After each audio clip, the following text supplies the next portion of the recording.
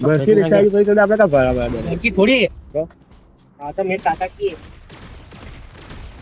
भाई मेरे चाचा की है ક્યાંથી ખબર आओ आप बोलते हो ना हम बोले बोले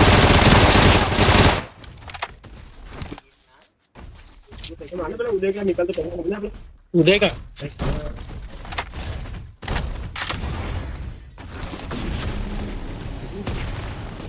તું કઈ આવે જમજે તું તો ને રોડો ચાલ સુઈ જા અત્યારે બે અમારે તો ઓછું નક્કી કઈ હા જાય ચાવી લેતા જજો ચાવી નાખતા જજો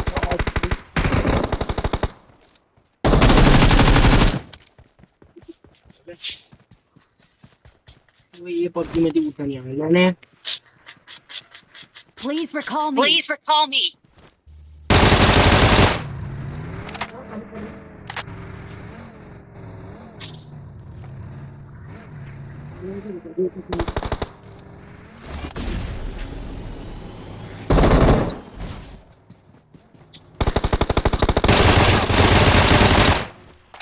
रिक्शा चल रहा ये क्या आवाज